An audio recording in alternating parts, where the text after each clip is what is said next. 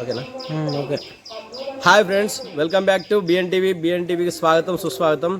ఈరోజు రాష్ట్రంలో ఏదైతే నడుస్తున్న చర్చ ఉందో పెద్ద ఎత్తున ఎక్కడ రాష్ట్రంలో ఏ మూలకెళ్ళినా కవిత పేరే నడుస్తుంది. సో అసలు కవిత ముందు మనం అసలు చర్చించే ముందు అసలు కవిత హుటాహుటిన హైదరాబాద్ ఎందుకు రావడం జరిగింది, అసలు వచ్చి హరీష్ రావు గారి పైన ప్రెస్ మీట్ ఎందుకు పెట్టడం జరిగింది అనేది ఒకసారి మనం క్లుప్తంగా చర్చించే ఒకసారి మనం దాన్ని వివరణ తీసుకునే ప్రయత్నం చేద్దాం.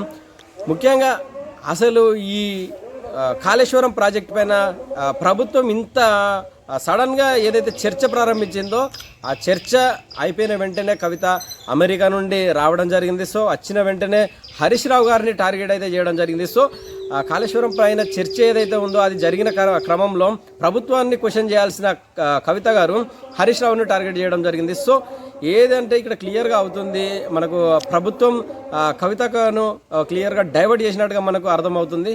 ఇంకొక విషయం ఏంటంటే ప్రభుత్వానికి క్వశ్చన్ చేయాల్సిన కవిత బీఆర్ఎస్ పార్టీకి ప్రధాన కార్యకర్తగా ప్రధాన అనుచరుడిగా ఉన్న హరీష్ రావు గారిని టార్గెట్ చేయడం వల్ల తెలంగాణలో ప్రతి ఒక్క బీఆర్ఎస్ పార్టీ కార్యకర్త కూడా ఇదే విషయాన్ని చర్చించడం అయితే జరుగుతుంది.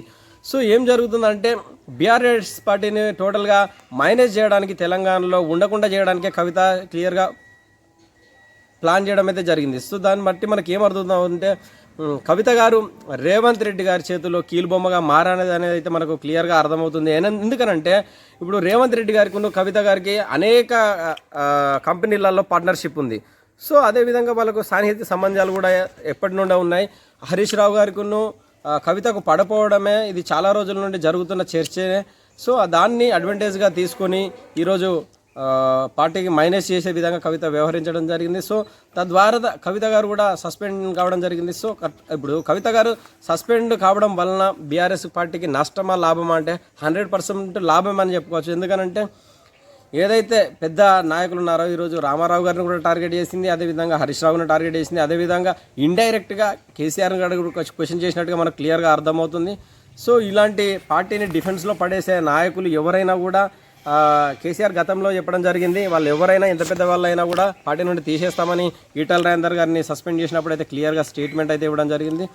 అదేవిధంగా ఇప్పుడు మన రాష్ట్రంలో ఈ కవిత టాపిక్ మనం పక్కన పెట్టినట్టయితే ఈరోజు చర్చ అనేది పూర్తిగా డైవర్ట్ జరిగింది. ఎందుకనంటే ఈరోజు మనం ఒక విధంగా చూసినట్టయితే హరీష్ రావు గారు లండన్ వెళ్ళారు, అదేవిధంగా కేసీఆర్ కూతురు కవిత గారు అమెరికా నుండి రావడం జరిగింది.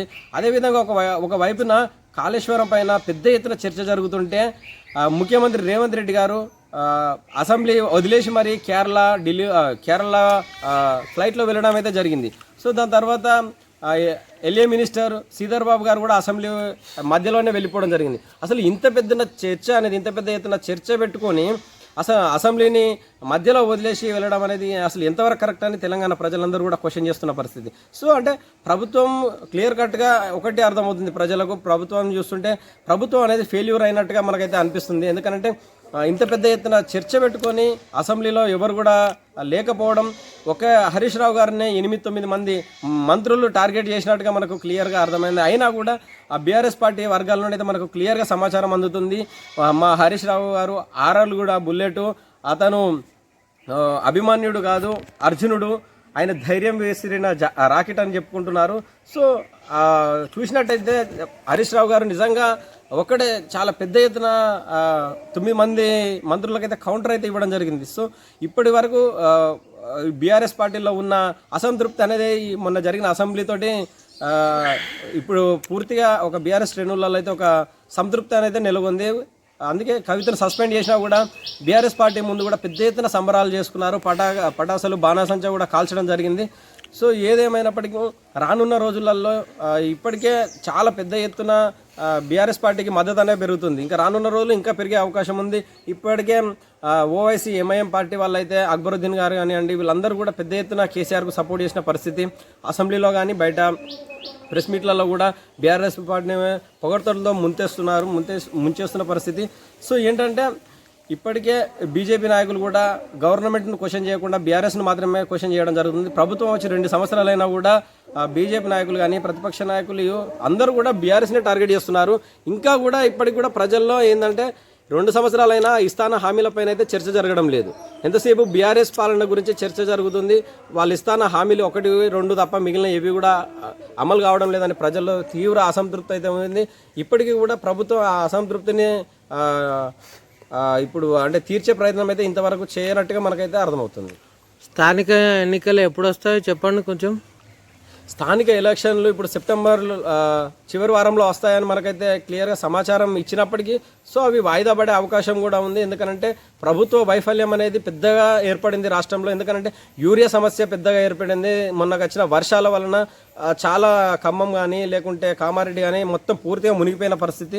ప్రభుత్వం నిర్లక్ష్యం అనేది క్లియర్గా కనిపిస్తుంది. కాబట్టి అదేవిధంగా హైదరాబాద్లో చాలా ప్రాంతాలు కూడా మునిగిపోయాయి. అక్కడ ఉన్న ప్రజలకు నాయకులు అసలు యూరియా అంటే ఓట్లకు వచ్చిన నాయకులు యూరియా పంపిణీ చేయడానికి ఏ ఒక్క నాయకుడు రావడం లేదు. ఈ గవర్నమెంట్ బీసీ 42% రిజర్వేషన్ తేగలుగుతుందా? సో ఫస్ట్ వాళ్ళు ఏమన్నారంటే రిజర్వేషన్ తెస్తామన్నారు. ఇప్పుడు తర్వాత ఏమంటున్నారు, రేవంత్ రెడ్డి మన రాహుల్ గాంధీ గారు ప్రధానమంత్రి అయిన తర్వాతనే ఇస్తామంటున్నారు. ఒకసారి ఏమో వాళ్ళు అంటే ప్రతి ఒక్క మాట వాళ్ళ సందర్భం దాటేస్తున్న పరిస్థితి. ఈ గవర్నమెంట్ కు దమ్ముందా బీసీ రిజర్వేషన్ తెచ్చే అంత? ఇప్పుడు వాళ్ళైతే ప్రయత్నిస్తామంటున్నారు. సో ఇప్పటికైతే ఏకగ్రీవ తీర్మానం చేయడం అయితే జరిగింది. సో అది కేంద్రం ఆమోదించాలి. కేంద్రం ఆమోదిస్తుందా లేదా అనేది ఇప్పుడు పెద్ద ఎత్తున చర్చ జరుగుతుంది. సో కేంద్రాన్ని ఒప్పించే అంత వీళ్ళకు ఉందా ఈ గవర్నమెంట్ కు? లేదు. ఎందుకనంటే మనకు క్లియర్గా అర్థమైంది. అంతకుముందు గతంలో వాళ్ళు పంపిన బిల్స్ కూడా పెండింగ్లోనే ఉన్న పరిస్థితి. సో ఏంటనంటే వాళ్ళ దగ్గర ఆ సత్తా లేదు. అందుకే ఎంతసేపు బీజేపీని పొగడతలతో ముంచేసే ప్రయత్నం జరుగుతుంది. ఇక్కడ బడాబాయ్ ఉన్నాడు, ఇక్కడ చోటాబాయ్ అని రేవంత్ రెడ్డి గారు చాలా సందర్భంలో చెప్పడం జరిగింది. సో ఎంతసేపు నరేంద్ర మోడీ భజన చేసినప్పటికీ కూడా ఇక్కడ ఉన్న ప్రజలు మాత్రం నమ్మడం లేదు.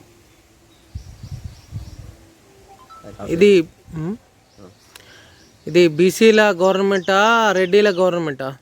ఇవి వాస్తవానికి అసలు బీసీల గవర్నమెంట్ అని చెప్తూ మొత్తం ప్రభుత్వంలో ఉన్న వాళ్ళంతా ఉత్తమ్ కుమార్ రెడ్డి కావచ్చు కానివ్వండి, లేదంటే జానారెడ్డి గారు కానీ, కోమటిరెడ్డి వెంకటరెడ్డి కానివ్వండి, లేకుంటే అందరూ కూడా ఈ ప్రభుత్వంలో ముఖ్య పాత్ర వహిస్తున్న వాళ్ళందరూ కూడా రెడ్డిస్ ఉన్నారు. పొంగులేటి శ్రీనివాస్ రెడ్డి కానివ్వండి, ఇప్పుడు అందరూ కూడా మళ్ళీ ఇంకా మిగిలిన శాఖలను కూడా భర్తీ చేయడం లేదు. మంత్రివర్గ విస్తరణ పూర్తి స్థాయిలో జరగడం లేదు. ఇది పూర్తిగా ప్రభుత్వ వైఫల్యంగానే మనం భావించాల్సిన అవసరం ఉంది. మున్సిపాలిటీలలో గ్రామ పంచాయతీలలో చెత్త చేరుకపోతుంది. కార్యదర్శులకు చెప్పినా కూడా వినిపించుకోవట్లేదు. గవర్నమెంట్ స్థానిక ఎన్నికలు జల్దీ జరిపించి సర్పంచ్ని ఎన్నికిస్తే మా మొర అనేది చెప్పుకోవడానికి అవకాశం ఉంది. మీరేమన్నా దీని గురించి ఏమైనా మాట్లాడతారా?